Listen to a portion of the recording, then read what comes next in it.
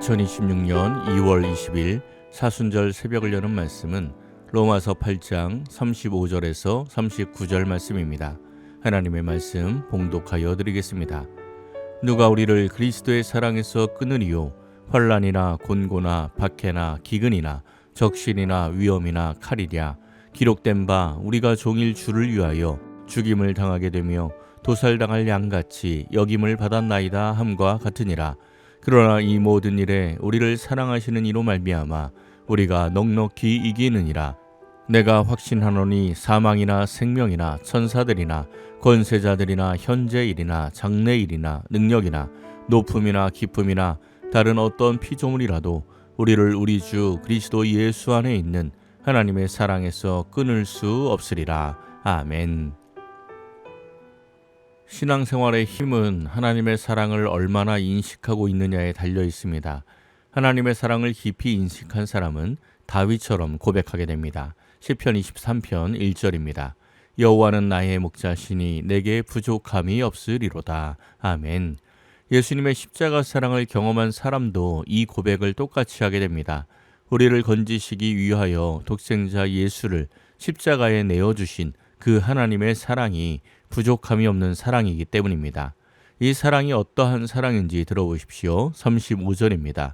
누가 우리를 그리스도의 사랑에서 끊으리요? 환난이나 곤고나 박해나 기근이나 적신이나 위험이나 칼이랴. 아멘. 누가 우리를 그리스도의 사랑에서 끊을 수 있겠는가? 라고 말씀합니다. 이 사랑의 줄이 얼마나 강한지 절대 끊을 수 없다는 것입니다. 환난, 곤고, 박해, 기근, 적신, 위험, 칼로도 안 된다는 것입니다. 이 말씀을 잘 생각해 보십시오. 무엇이 우리가 그리스도를 사랑하는 것에서 끊으리요? 이 말씀이 아닙니다. 환난이나 공고나 박해가 우리가 그리스도를 사랑하는 것에서 끊을 수 없다는 말씀이 아닙니다. 이 부분을 직역하면 누가 우리를 그리스도의 그 사랑으로부터 분리할 수 있겠는가입니다. 내가 하나님을 사랑하는 것 끊어질 수 있습니다. 경험하신 분들도 있을 것입니다. 그런데 하나님이 나를 사랑하는 것은 끊어지지 않습니다. 우리가 환난이나 공고나 박해나 기근이나 적신이나 위험, 칼의 위협에 실족하여서 하나님을 잊어버리고 심지어 미워한다 하더라도 하나님은 우리를 향하신 그 사랑을 절대 놓치지 않습니다. 이사야서의 말씀을 보십시오. 이사야 49장 15절입니다. 여인이 어찌 그 젖 먹는 자식을 잊겠으며 자기 태에서 난 아들을 긍휼히 여기지 않겠느냐. 그들은 혹시 잊을지라도 나는 너를 잊지 아니할 것이라. 아멘. 어머니가 어찌 젖 먹는 자식을 잊겠냐고 묻습니다. 잊지 않습니다. 혹시 잊어도 나는 너를 잊지 않는다는 것입니다. 38절과 39절입니다. 내가 확신하노니 사망이나 생명이나 천사들이나 권세자들이나 현재일이나 장래일이나 능력이나 높음이나 기쁨이나 다른 어떤 피조물이라도 우리를 우리 주 그리스도 예수 안에 있는 하나님의 사랑에서 끊을 수 없으리라. 아멘. 내가 확신한다. 예수 안에 있는 하나님의 사랑에서 끊을 수 없다. 사망이나 생명이나 천사들이나 권세자들이나 현재일이나 장래일이나 능력이나 높음이나 기쁨은 인간이 마음대로 할 수 없는 것들입니다. 그런데 하나님의 사랑에서 끊을 수 없다고 확신합니다. 어떻게 확신합니까? 내가 예수님을 붙들고 있는 것이 아니라 예수님이 나를 붙들고 있는 것을 알기 때문입니다. 베드로를 생각해 보십시오. 죽음도 주님을 향한 자신의 사랑을 끊을 수 없다고 확신했습니다. 그런데 십자가 앞에서 예수님을 부인하고 저주하였습니다. 훗날 부활하신 예수님을 만나고도 고기나 잡으러 갑니다. 그런데 예수님은 어떻게 하십니까? 끝까지 사랑하시어 다시 찾아오시고 마침내 회복시키시어 큰 사명을 맡기십니다.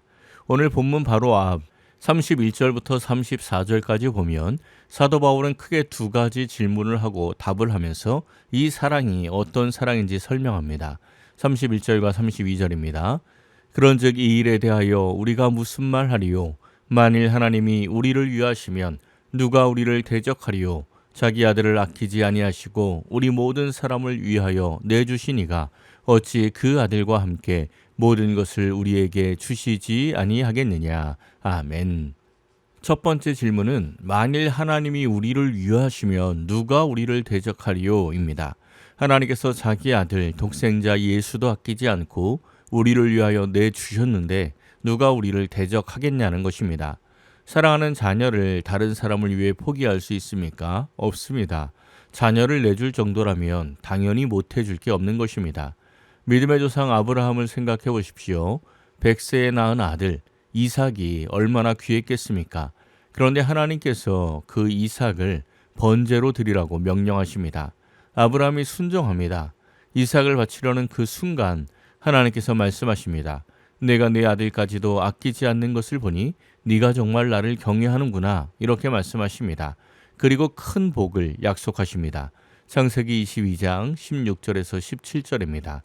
이르시되 여호와께서 이르시기를 내가 나를 가리켜 맹세하노니 내가 이같이 행하여 내 아들 내 독자도 아끼지 아니하였은즉 내가 내게 큰 복을 주고 네 씨가 크게 번성하여 하늘의 별과 같고 바닷가의 모래와 같게 하리니 내 씨가 그 대적의 성문을 차지하리라. 아멘.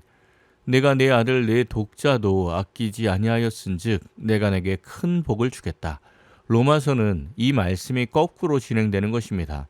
아브라함이 독자를 바치는 것으로 그 사랑이 입증된 것처럼 하나님께서 독생자 예수를 우리를 위하여 십자가에 내어주신 것으로 그 사랑이 입증된다는 것입니다. 로마서 5장 8절에서도 말씀하십니다. 우리가 아직 죄인 되었을 때에 그리스도께서 우리를 위하여 죽으심으로 하나님께서 우리에 대한 자기의 사랑을 확증하셨느니라. 아멘. 가장 귀한 예수님을 십자가에 내어주실 정도로 우리를 사랑하시고 우리를 위하시는 분인데 누가 우리를 대적하겠습니까? 당연히 대적할 존재가 없습니다. 33절부터 두 번째 질문이 나옵니다. 33절 34절입니다. 누가 능히 하나님께서 택하신 자들을 고발하리요? 의롭다 하신 이는 하나님이시니 누가 정죄하리요? 죽으실 뿐 아니라 다시 살아나신 이는 그리스도 예수시니 그는 하나님 우편에 계신 자요 우리를 위하여 간구하시는 자시니라. 아멘. 두 번째 질문은 누가 능히 하나님께서 택하신 자들을 고발하리요? 누가 정죄하리요? 입니다. 하나님께서 택하시고 의롭다고 하셨는데 누가 죄인이라고 고발할 수 있겠느냐는 것입니다. 34절 말씀을 잘 보십시오. 예수님께서 나의 죄를 대신 책임지시고 죽으셨습니다. 그러므로 나는 더 이상 그 죄에 대한 책임이 없습니다. 죽고 끝나는 것이 아니라 다시 살아나셨습니다. 부활하심으로 나의 의의를 확증하여 주셨습니다. 그리고 하나님의 우편에 앉아 계십니다. 거기서 무엇을 하십니까? 우리를 위하여 간구하십니다. 예수님의 십자가와 부활로 인하여 누구도 우리를 대적할 수 없고 누구도 우리를 정죄할 수 없습니다. 이 사랑을 분명히 깨달은 사람은 결코 흔들리지 않습니다. 담대합니다. 37절입니다. 그러나 이 모든 일에 우리를 사랑하시는 이로 말미암아 우리가 넉넉히 이기느니라. 아멘. 하나님의 확실한 사랑을 깨닫고 나도 하나님을 사랑하면 이 모든 일에 우리는 넉넉히 이깁니다.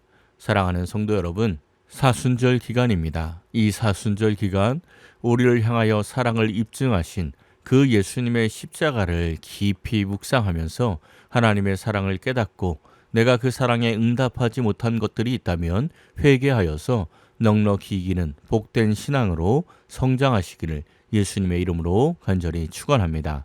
기도하겠습니다. 사랑의 하나님 감사합니다. 이 한 주간도 말씀과 기도로 보내게 하시니 감사드립니다.